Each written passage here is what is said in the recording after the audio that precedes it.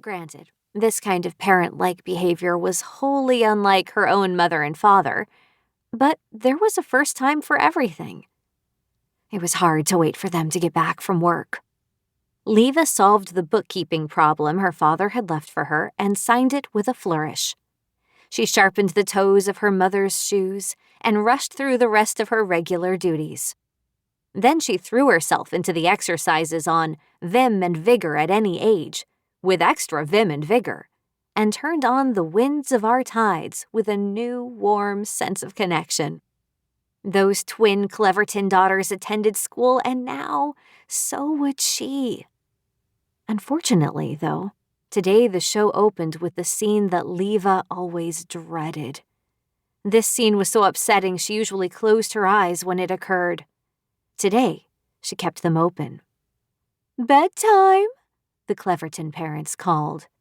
When the twins scampered up obediently, the parents patted their daughters' heads and hugged those girls so tightly you'd think they were hurtling off into outer space instead of climbing into side-by-side beds, each with its own pretty quilt. The soap opera parents squeezed those girls as if they couldn't bear to be away from them for a single night. They squeezed them as if they were precious.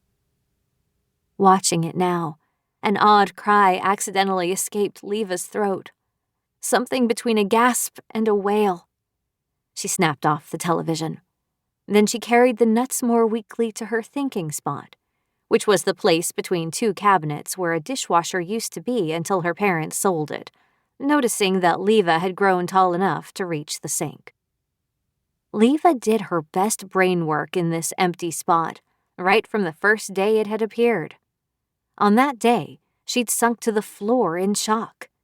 If she spent, say, half an hour a day doing dishes for the next 10 years, she'd be at the sink a total of, even so young she calculated easily, 109,560 minutes. Then something worse struck her. Her parents had traded those 109,560 minutes of hers, minutes they might have spent enjoying her company, for only $50. "My parents don't find me very valuable," was the depressing conclusion she'd drawn. Today, her thoughts were more cheerful. School! Finally out into the world! As she sank down cross-legged with the newspaper. Before turning to stare at the miraculous announcement again, she hunted down the improve your vocabulary word. Deluxe, notably luxurious or sumptuous, of a superior kind. The word was good enough to produce a tingle, which only happened with the best of them. When her parents' car crunched into the driveway at 6:20, she got up. Gazing into the refrigerator, she heaved a sigh. Didn't a night like this call for a celebratory dinner? Maybe even a meal for herself? But no. All she saw now was the same grim stuff she'd seen every day since her parents had decreed her big enough to prepare their food. "She hasn't made us any richer. She hasn't made us any more famous. She might as well serve us our meals," had been their exact words. Reader, let's pause for a moment and have a look inside this fridge to see what caused her deep sighs. Food in the Thornblossom household fell into two categories, neither of which could be labeled deluxe. Leeva's father bought only from the Cheapo Depot grocery warehouse, and only what was moldering on their rock-bottom sale shelf. Mostly this was cheese-a-roni. Cheese-a-roni bore a glancing resemblance to macaroni and cheese, except that the macaroni and the cheese were indistinguishable from each other.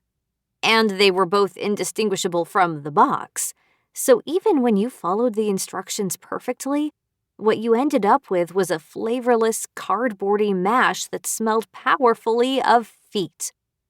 Once a month, Mr. Thornblossom had Leeva bake up dozens of these food bricks, thereby reducing the cost of turning on the oven, and stack them on his side of the fridge. He ate them night and day. The items on her mother's side were quite different. Celebrities